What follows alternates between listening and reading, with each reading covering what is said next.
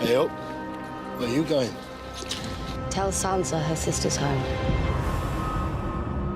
The inspiration for the scene was Odysseus returning after his long wanderings. No one recognizes him. You see her looking at Winterfell from that vantage point on the hill. I would hope that it stirs some emotion in you that this girl who's been through what she's been through and experienced many of the insane and awful things she's experienced and come out the other side stronger for it is finally coming home. But the second she comes home, she realizes that it's not the same place.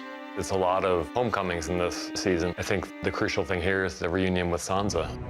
In some ways, they're very similar to who they were, except more so. You know, Sansa always wanted to be a lady, and Arya always kind of wanted to be a fighter. In other ways, they're so different than they were when they last saw each other. Both of them have had difficult journeys and difficult in their own ways. I think they come to respect the other in terms of how they've grown as people, but at the same time, that doesn't diminish the tension between them. John left you in charge. He did.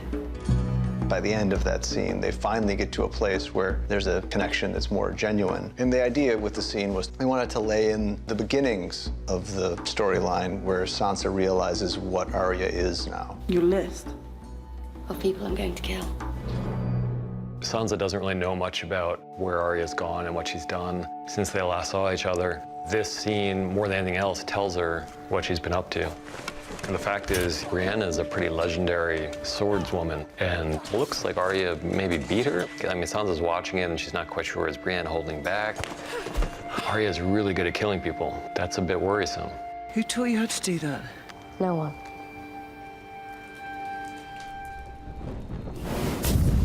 The idea that this is like one of those French caves where prehistoric man lived and painted on the walls, except in our case, it wasn't prehistoric men, but children of the forest. It's supposed to be something that's very evocative of the thousands of years that have passed since these caves were first explored and the paintings were first made, and also obviously something that's quite relevant to the current storyline because it's about how these two disparate peoples united to fight the common enemy. There are a number of symbols on the walls. Some of them are supposed to remind us of patterns we've seen before. Going back to the very first geometric pattern on the show, which was the weird array of body parts that the White Walkers made. One of the things we learned from these cave paintings is that the White Walkers didn't come up with those images. They derived them from their creators, the Children of the Forest. These are patterns that have mystical significance for the Children of the Forest. We're not sure exactly what they signify, but spiral patterns are important in a lot of different cultures in our world, and it makes sense that they would be in this world as well. The enemy is real. It's always been real. There's tension on two sides. One is the political, where Jon Snow has his own very specific purpose here on Dragonstone, and that's to get the dragon glass, and if possible, to convince Dany to fight with him. And Dany has her own very specific purpose, which is to get Jon to bend the knee. There's conflict, and it's conflict between powerful people, and then to make it all even more complicated, they're starting to be attracted to each other. And so much of it is not from dialogue or anything we wrote, it's just the two of them in a small space, standing near each other, and us just watching that and feeling the heat of that. What is it? We took Casterly Rock. That's very good to hear. Isn't it?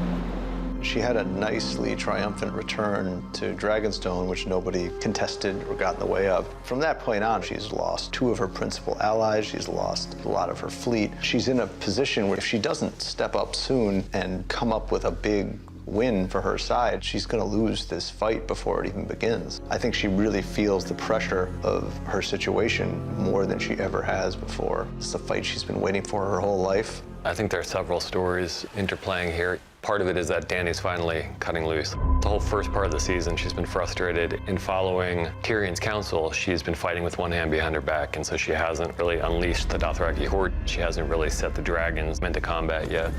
With the loot train battle, one of the things that's most exciting about it for us, this is the first time we've ever had two sets of main characters on opposite sides of the battlefield, and it's impossible to really want any one of them to win and impossible to want any one of them to lose. We can hold them off. This dragon flies up. That makes it a totally different situation. It's almost like what if somebody had an F-16 that they brought to a medieval battle.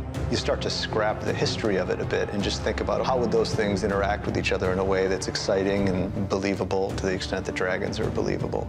Qyburn realized that the dragons were vulnerable. They might be fearsome beasts, but they are mortal and they can be hurt and they can be killed. So we see the Scorpion come into play, manned by Bronn, and we see Drogon wounded. Things turn out okay for them, but I think it also changes the calculation a little bit because now they know these weapons are on the board. This ongoing war with Cersei is entering into dangerous territory. Jaime's charge at Daenerys is a hard thing to top for me in that sequence, only because when you have a principal character trying to murder another principal character, that doesn't happen all that often.